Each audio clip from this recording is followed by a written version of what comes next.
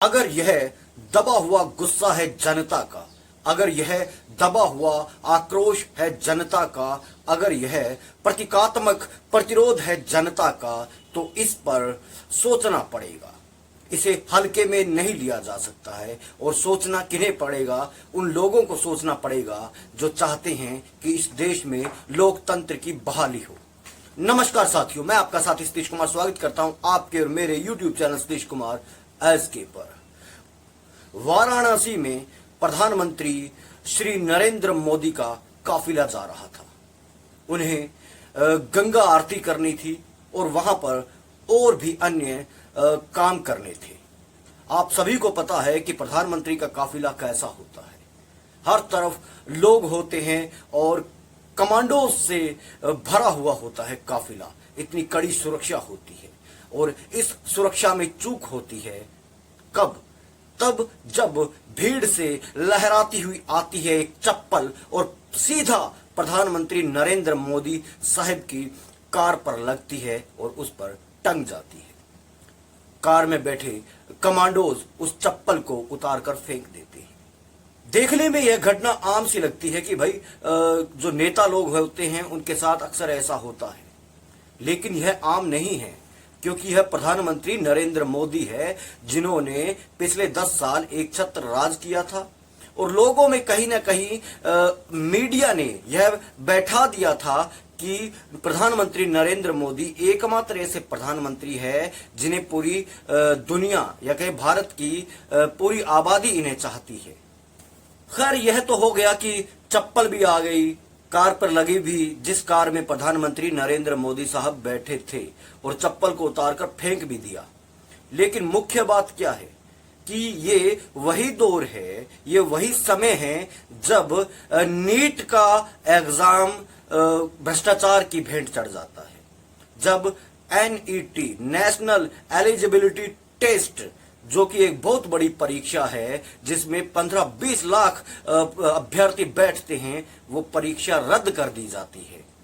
ये वही समय है जब छात्र छात्राओं को अपना भविष्य अंधकार में नजर आने लग जाता है कि भाई नौकरी नहीं होगी तो उनका भविष्य कैसे संवरेगा।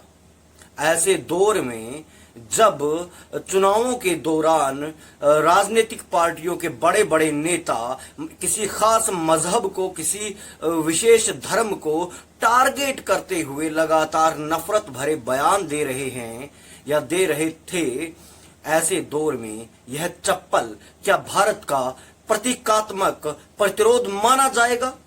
क्या यह चप्पल प्रतिरोध का प्रतीक माना जाएगा? क्या यह चप्पल भारत की जनता के गुस्से के रूप में, भारत की जनता के विद्रोह के रूप में स्थापित हो पाएगी? यहां चप्पल महत्वपूर्ण हो जाती है। और यह चप्पल इसलिए महत्वपूर्ण हो जाती है क्योंकि इसने अति मानवीय साहस या कहे दुस्साहस का प्रमाण दिया है, क्योंकि उस प्रधानमंत्री की कार पर यह चप्पल पड़ी जिस प्रधानमंत्री के लिए कहा जाता है कि मोदी जी का डंका पूरी दुनिया में बज रहा है। अगर मोदी जी का डंका पूरी दुनिया में बज रहा है तो ये जो करोड़ों बेरोजगार बैठे हैं, जो इस आस में, इस उम्मीद में बैठे हैं कि उन्हें नौकरियां मिलेंगी और वे अपने परिवार का भरण पोषण करेंगे, और उनके हाथ में दे दिया जाता है धर्म या मजहब रूपी एक झुनझुना कि बस इसे बजाए रखो, नफरत फैलाए रखो, तुम्हें नौकरी की क्या जरूरत है, नौकरी राम देगा। ऐसे में क्या यह चप्पल प्रतिरोध का कोई पैमाना सेट कर पाएगी? क्या यह चप्पल प्रतिरोध का कोई आयाम फिट बैठा पाएगी?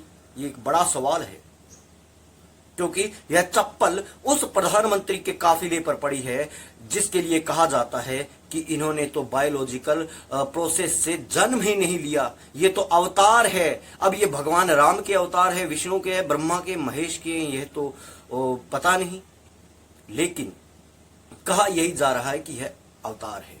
लेकिन जो हुआ वो गलत हुआ, उसकी निंदा की जानी चाहिए। हम उसकी निंदा करते हैं, और निंदा इसलिए भी की जानी चाहिए क्योंकि हमारे देश में लोकतंत्र है, और लोकतंत्र में लोग अपना प्रतिरोध एक सकारात्मक ढंग से दर्ज करवाते हैं।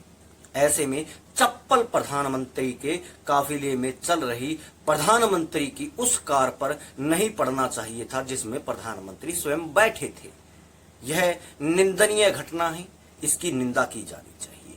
खैर, जाने से पहले हर बार की तरह अगर आपको वीडियो पसंद आए तो लाइक कीजिए, शेयर कीजिए, चैनल को सब्सक्राइब कीजिए, बेल आइकन दबाना न भूले और साथ में सबसे ऊपर जो आता है ALL ऑल उस बटन को प्रेस करना भी न भूले। विदा।